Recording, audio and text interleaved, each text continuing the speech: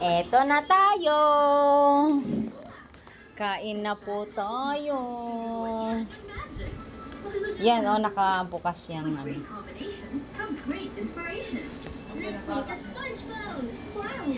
Meron kaming mga pagkain. Yan ang gusto kong kainin ngayon. Suka at saka sweet sauce.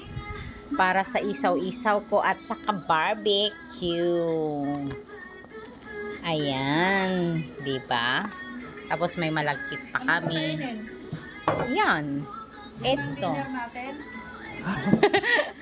Sa akin.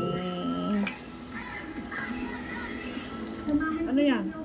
Sweet sauce at saka yung suka. Ayan. O, di ba?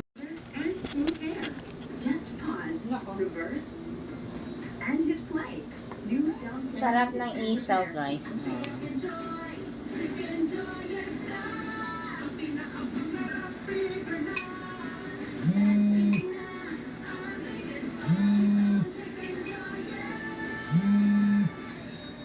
Ay, saglit na tumatawag si Pauline.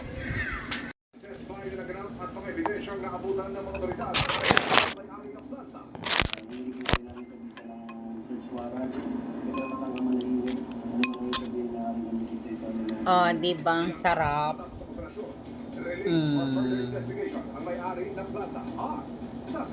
Ganyan, guys. Ang ating kakainin.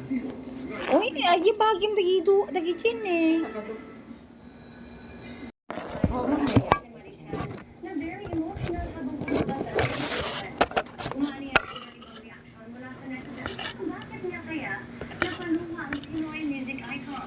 Makichika, kinasukan lahat. Biruan sa social media kapag malawak. Ayan, nagpaparamdam na siya. Kasama ang nakasilip na picture ni Filipino ballet icon Jose Marichan. Ba't ang sarap ng isaw, guys? Naramdaman na ng netizens Hindi ko alam. ng awitin na ni Tito Joe sa isang event. Ang Pinoy Christmas hit of all time, The Christmas in Our Hearts. Pero nang marating niya ang balls ng kanta, biglang naging emosyonal ang balladeer.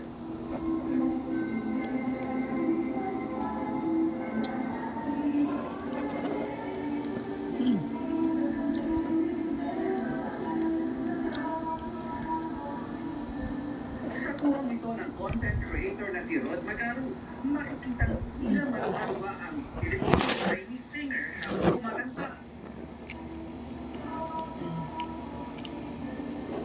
Ang netizens nagtaka at meron ding nag-alala kung bakit naging emosyonal si Tito Joe. May mga nagtanong kung may pinagdadaanan ba ang mga awit. Hindi tuloy maiwasan ang video.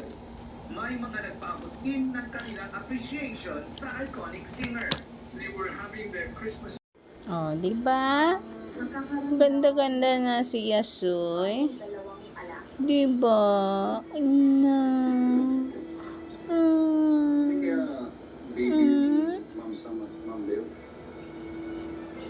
Oh, di ba mas maganda yung kanyang mukhang gagawin niya kaysa yung ginagawa mo dati na ganyan siya. Lalong hindi nakikita yung mata niya. Alala mo na inilalagyan mo ng bangsi, lalong ano. Pag ganyan, makikita mo yung ganda yung mukha, yung mata. Yan ang sinasabi ko sa'yo. Kaya hinihingal na. Kaya hinihingal. Siyempre. Yasoy Pagod. na si mami mo. Pagod. Ano?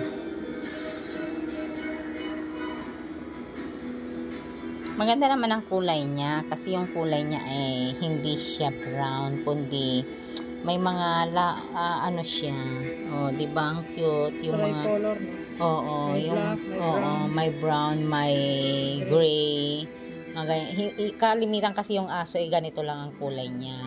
Pero dito sa bandang pag ganito na ay nag-iba, yung iba siya. Dito lang sa ulo. Kaya dapat magkaroon din siya ng blondie yung dito. Yung katulad lalo dito, dapat dito siya. Mas ang ganda ng buntot niya. Oh, di ba, Yasoy? Ang ganda mo na. Kiss nga rin ni tita na. Kiss nga rin. Kiss ni tita. Kiss ni tita. Kiss ni tita.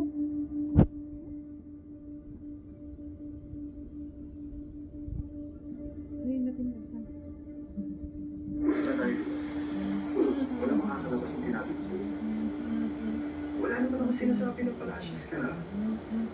Baba na. Ang baging wali na. At talagang sarap mong palilagay ka. Tol, joke lang yun. Mali mo na hulaan Oh, niya di na ba? ang Cute ang kanyang bontot.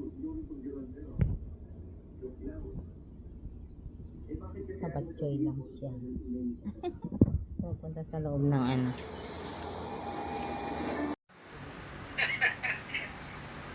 Yan lang binigay ni ano? Yasu, yasu. Nasa kanila? PO siya ako. Ay, ito. Hindi. Nasa kanila? Yung pala yung sibo. Oo, yun lang may binigay mo sa akin.